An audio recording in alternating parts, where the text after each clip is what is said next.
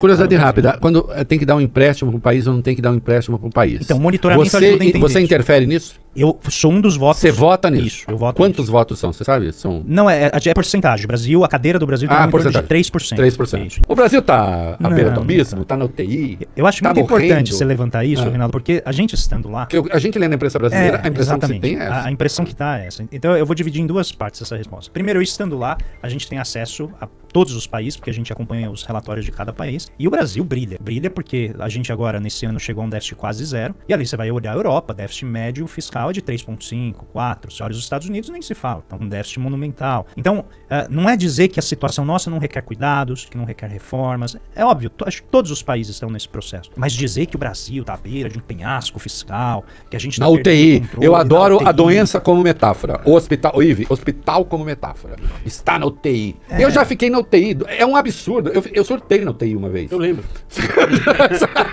Porque eu surto na UTI. Ninguém fica na UTI feliz. Não, e a ideia, até a gente pode explorar, fazendo contra-argumento, é que quem quer que o Brasil esteja na UTI quer que o Brasil esteja o quê? Parado. Isso. Não se movendo, né? Não fortalecendo seus músculos, construindo, estudando, indo pra frente, que é exatamente o que a gente precisa para que o país possa se desenvolver. Então, quando você olha ali da perspectiva do fundo, pelo menos a minha ideia, quando eu apresento o Brasil, quando eu falo do Brasil, é visto como um país que está indo muito bem, tem os seus desafios. Essa impressão que você tem lá fora? Não, eu falo a impressão é que o Brasil tem um problema que se chama taxa de juros, que ninguém entende. Puxa vida. Qual que é? Quando você olha os gráficos do Brasil, as taxas de rolagem de dívida, nossa taxa é sempre muito elevada. E eles fazem as mesmas perguntas que a gente. Por quê? Nesse livro, Cometa a Ousadia dizer que o Brasil ele tem um modelo, que é o fazendão com cassino, né? Que é uma maneira sintética de colocar o quê? O domínio do agronegócio, que não necessariamente é algo ruim, né? Quando eu coloco o domínio do agronegócio... Desde que não seja Casa Grande, né? E desde que não seja Casa Grande. É o problema dele sugar recursos demais dos outros setores e não deixar a gente desenvolver os outros setores. E não é só sugar recurso via taxa de câmbio, como o nosso querido professor Bresser coloca, mas também por meio de subsídios creditícios, por meio de benefícios tributários que vão aos cântaros para esse setor, por meio de uma série de facilidades que eles gostam de negar para outros setores, como a Embrapa. Ou seja, empresa brasileira, né, de pesquisa agropecuária, que desde os anos 50 vem produzindo ferramentas tecnológicas fantásticas que permitiram que a gente plantasse soja num terreno quente como o Centro-Oeste. A gente não pode fazer o mesmo para a indústria. Essa gente é inclusive monopolista da água brasileira, se a gente quiser discutir. Você imagina? E esse é o ponto. A acumulação de riqueza que se faz, ela começa a se espraiar. Que nem vem para o Brasil, fica lá fora. Ela começa a se espraiar para outros setores, isso se torna controle efetivo, monopólico ou via o controle político, e fica muito mais difícil de você mudar a estrutura produtiva. E aí vem a parte do cassino, né? Então é uma economia. Quando você não desenvolve, quando as pessoas não têm a capacidade de ter um bom emprego, elas não conseguem crescer na vida, estudar, ter a remuneração, né? No livro eu mostro assim como que as pessoas estudam por 4, 5 anos, chega no mercado, ganha o salário de quem fez ensino médio. Porque não tem emprego para remunerar essa pessoa. Aí vem e fala, a gente não tem mão de obra qualificada. Tem. O problema é que o mercado que a gente tem aqui não reconhece essa mão de obra. Paga mal. Tá? Paga mal. Não cria um emprego que pode usar essa mão de obra. Porque a economia não tem sofisticação nenhuma, não tem mas complexidade. A culpa, e aí é muito importante deixar claro, a culpa não é do empresário pequeno que está abrindo a sua lojinha e quer crescer. Não, o sistema é assim. Ele é montado dessa maneira. E aí numa situação como essa, em que você não tem emprego, você não tem estabilidade, o que você começa a pensar? Apostar. Você quer apostar, você precisa chegar lá. A bolsa se torna um ambiente para você enriquecer facilmente. Aí vem o Bitcoin, aí vem as plataformas de investimento, o tigrinho, as bets, e tudo se torna um regime em que, como você já está desesperançoso, tudo que você já tem um não. Então você vai tentar. Só que o problema é que as pessoas esquecem que às vezes para tentar elas têm que ter crédito. Elas se endividam e jogam numa loteria e perdem tudo. E aí ficam com a dívida sem ganhar nada e tem sempre aquele coach ali dizendo, tenta de novo. Uma hora você consegue. E que foi o que me levou para as redes sociais. E que se você não fizer, se você não conseguir é porque você não acreditou bastante. Não acreditou bastante, não se esforçou bastante, não investiu bastante. Então, o nosso país, ele tem esse arranjo, que é um arranjo difícil de fugir, é um equilíbrio ruim. Ele tem uma atração. É difícil sair daqui. Por isso você precisa de política pública, política industrial, precisa pensar o modelo de negócios do país, tudo isso.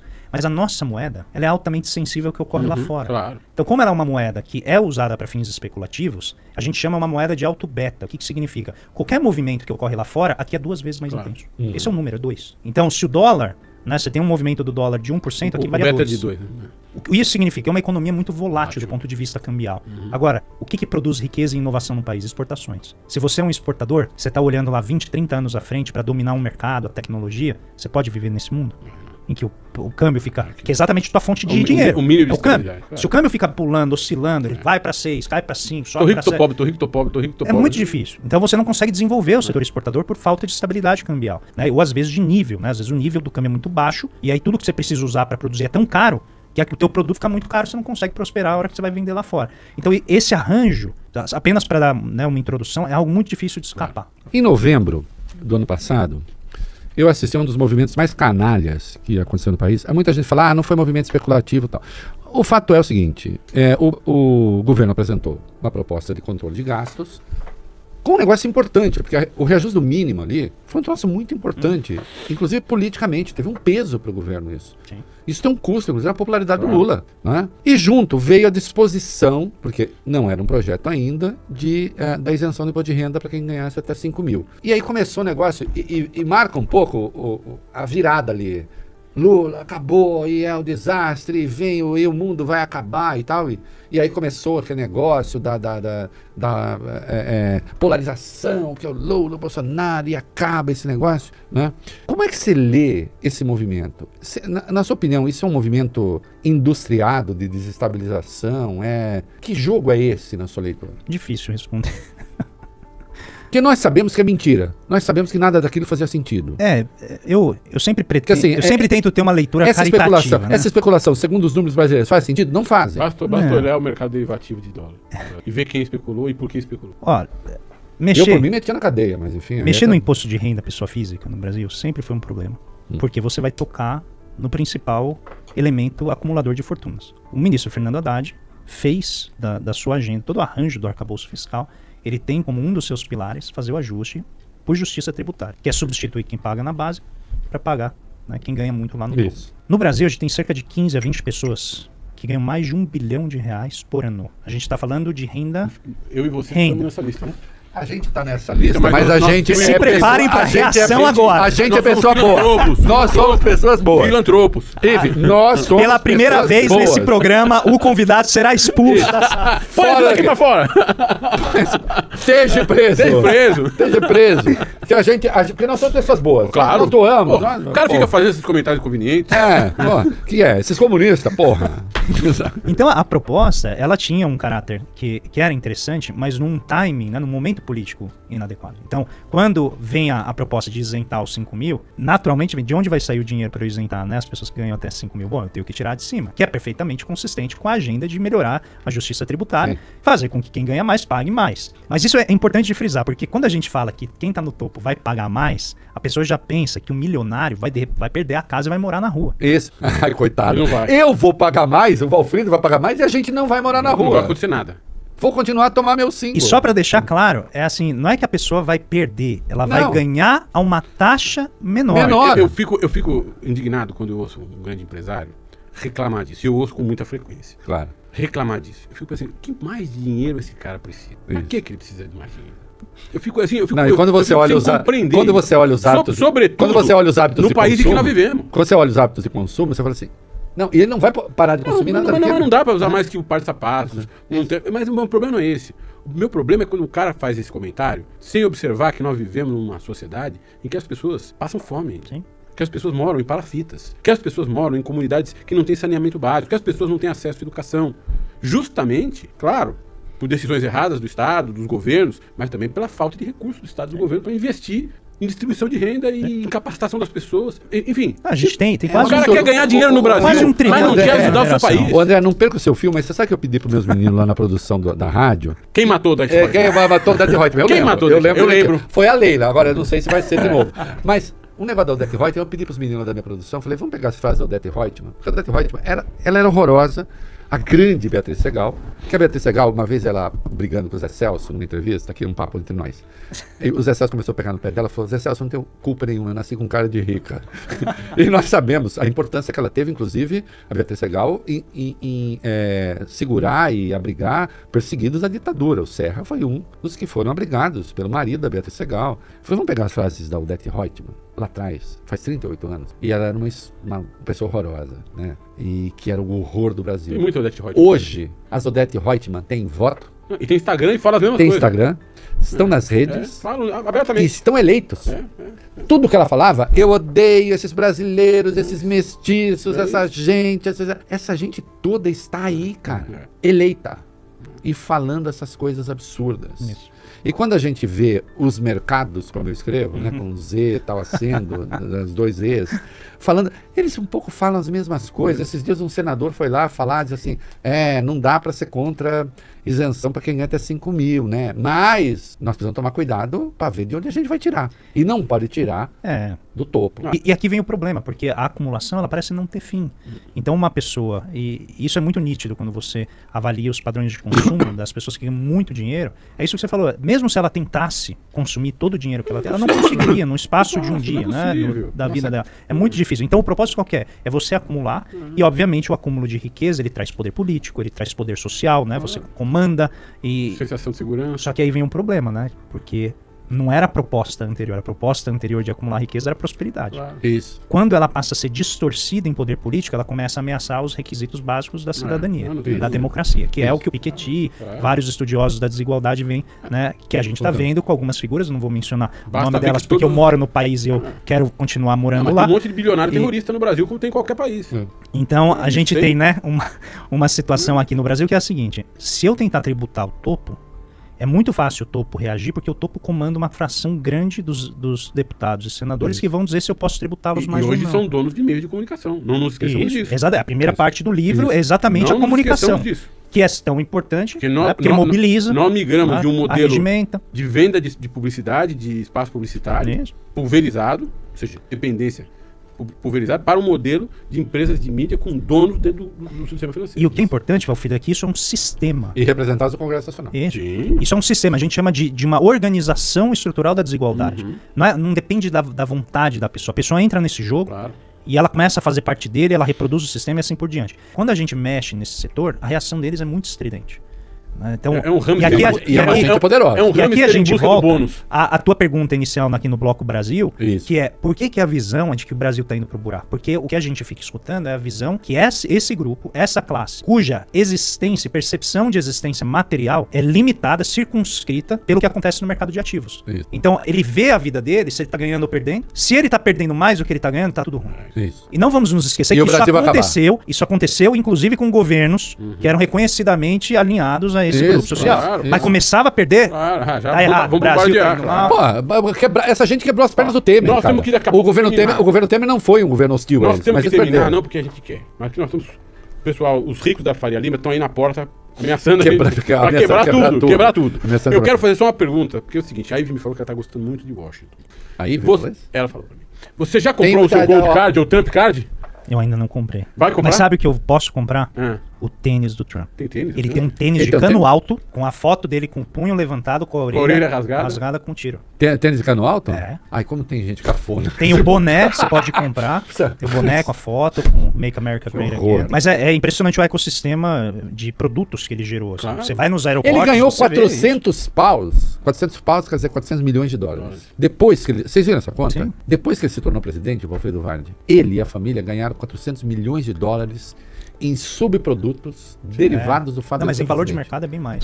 É o fim de uma era, pelo menos, e a gente está assistindo de camarote. Eu, particularmente, estando lá em Washington, de fato, essa é a situação. Né? A gente está vivendo agora um redesenho, talvez o último capítulo desse redesenho do sistema monetário e comercial internacional, e os Estados Unidos estão, acho que agora, colocando de maneira muito clara que o tabuleiro vai ser reiniciado e as peças vão se mover com novas regras.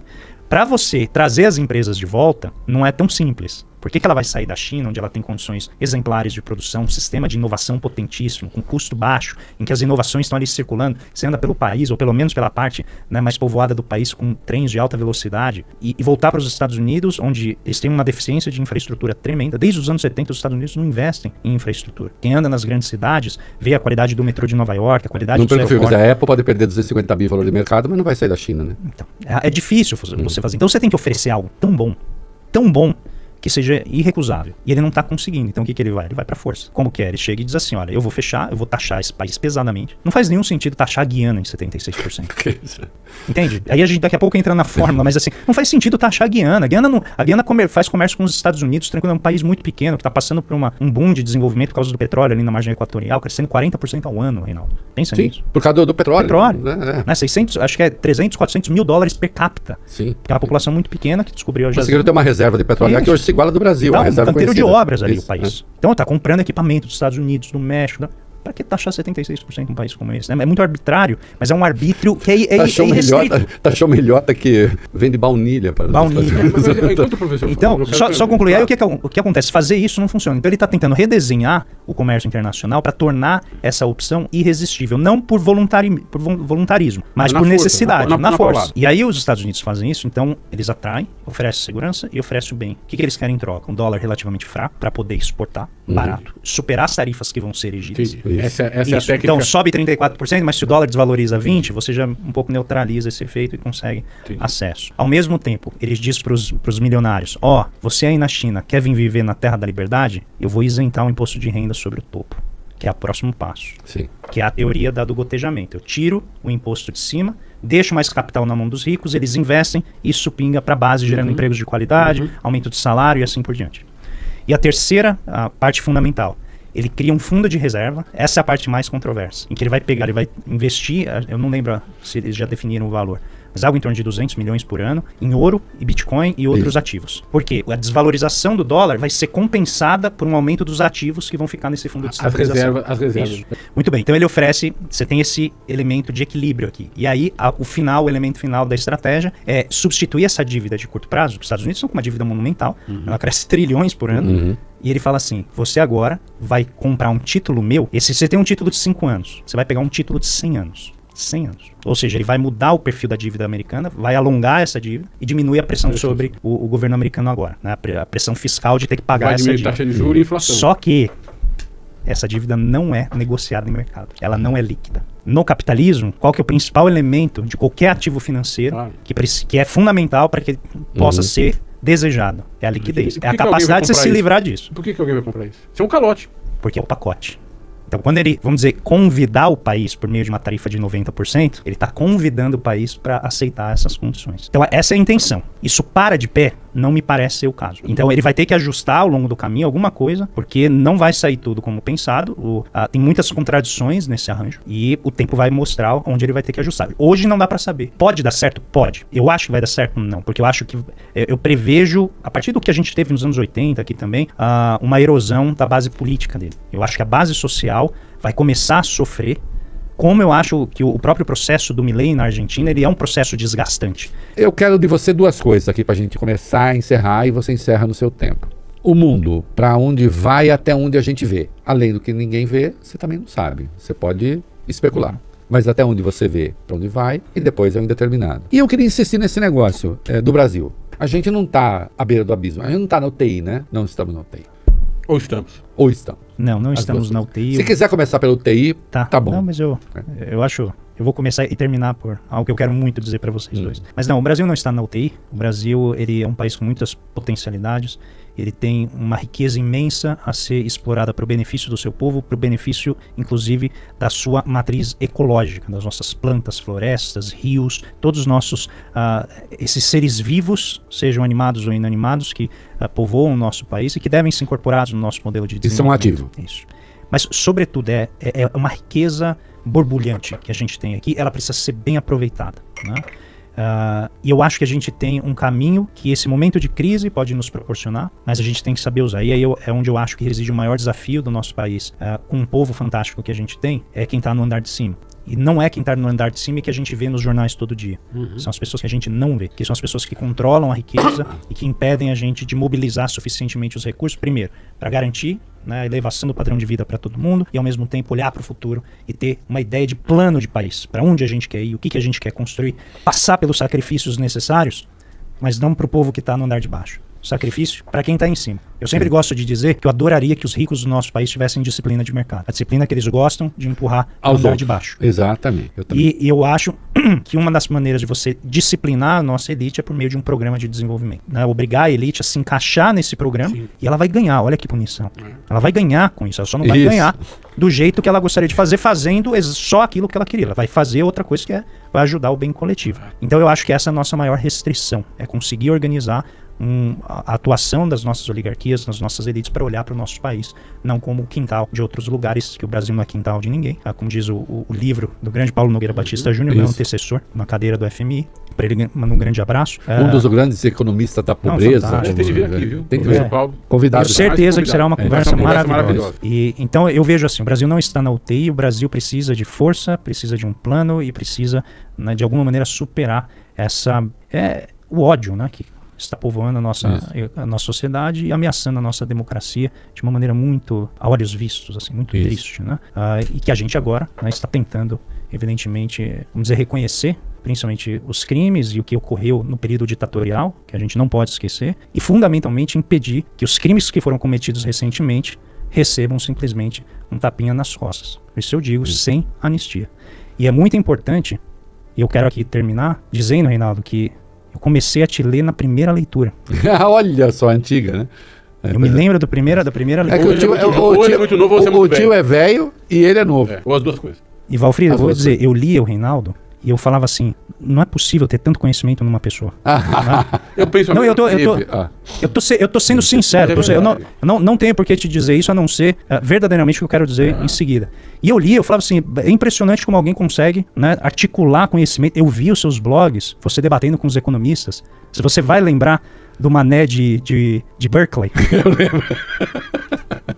E eu li aquilo e eu falava assim, que erro um economista tentar enfrentar o Reinaldo Azevedo daquela maneira. Pô, eu lembro dessa história. Não vamos detalhar. Não vamos aprofundar, mas eu li aquilo. Então, para mim, eu receber, né, o seu elogio, a fala que você falou para mim aqui, estar aqui na presença do Valfrido, com essa conversa fantástica, eu tenho que concordar com você. Esse é o ápice da minha carreira.